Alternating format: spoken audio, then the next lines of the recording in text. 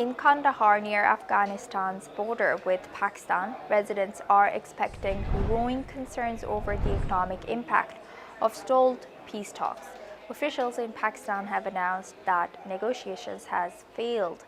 Locals say the uncertainty is affecting trade, livelihoods, and daily life, with many fearing further instability if diplomatic efforts remain an impasse. Let's listen in to what some of them have said.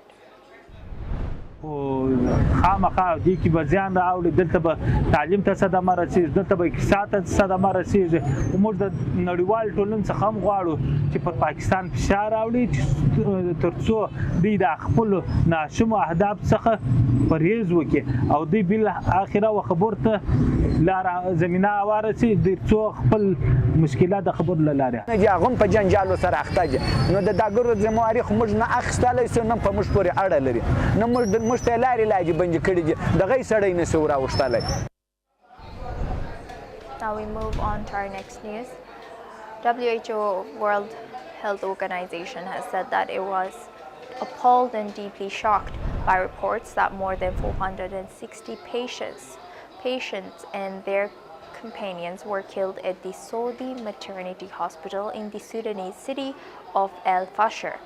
Following recent attacks and the abduction of medical staff, the reported killings come after Rapid Support Forces fighters captured El-Fasher on Sunday, ending an 18-month siege marked by starvation and bombardment.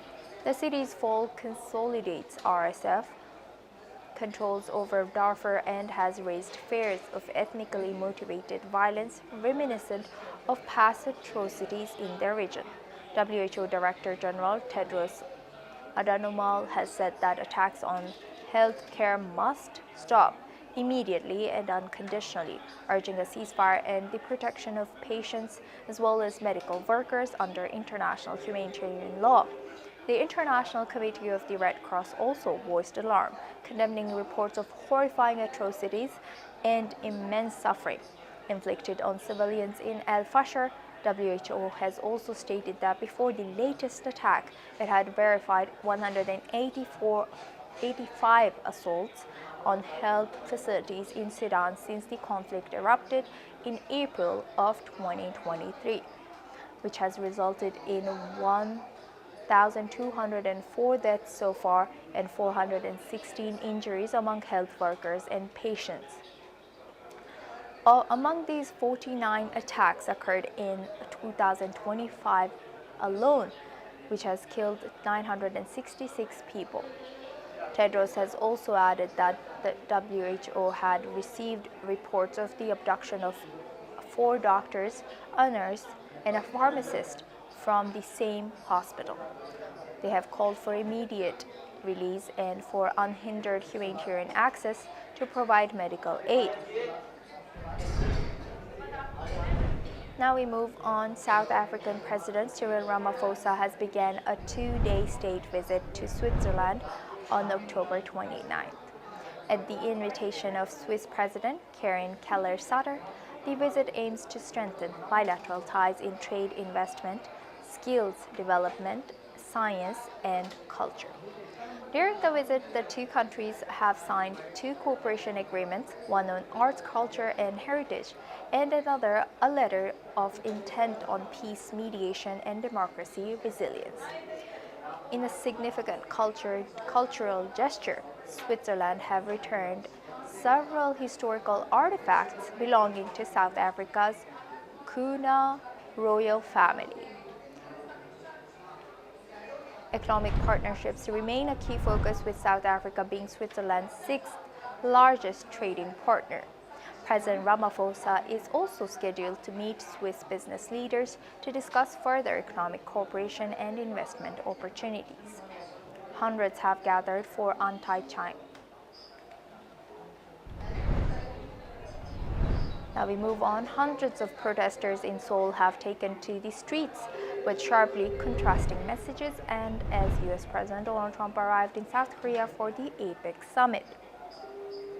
One rally near the US Embassy denounced Trump and called for stronger ties with Washington, while another close by demanded Beijing stop exerting influence, chanting "No China" and "CCP out." The demonstrations, though modest by South Korea's standards, reflect the diplomatic tightrope President Lee Jae-myung must walk as he hosts both Trump and China's Xi Jinping. This week, South Korea relies on U.S. for security, but depends heavily on China as its largest trading partner. Let's listen in to some of the protesters. We want a truly freedom and democratic Korea, and we love our country. And all the people are here. We love our country, but now we are in crisis because our current president, he lies a lot, and he opened the gate for China, and China tried to counter us. We don't want it. We love our country, and we want to take care of our country by ourselves. 그리고 미국이 트럼프 대통령이 우리나라의 약탈적인 대미 투자를 강요하고 있고 그것을 결론 지으려고 온다고 생각했고 그래서 그것에 대해서 반대의 목소리를 정확히 내야 된다고 생각해서 오늘 여기에 참여하게 되었습니다. Deny Korean-American alliance. Trump's style is not good, not justice, not fair. Tariff negotiation is not good. We don't want justice, Korean-American trade. Fair rule we want. No. Now we move on to our next news. Boeing has reported a $5.4 billion third quarter loss as mounting costs tied to delays in certifying its 777X aircraft weighed on the U.S. plane maker's results.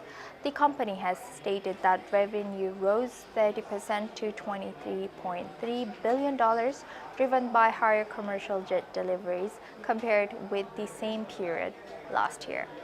However, the gains were overshadowed by a $4.9 billion charge related to the 777X program, which has faced prolonged scrutiny from U.S. aviation regulators.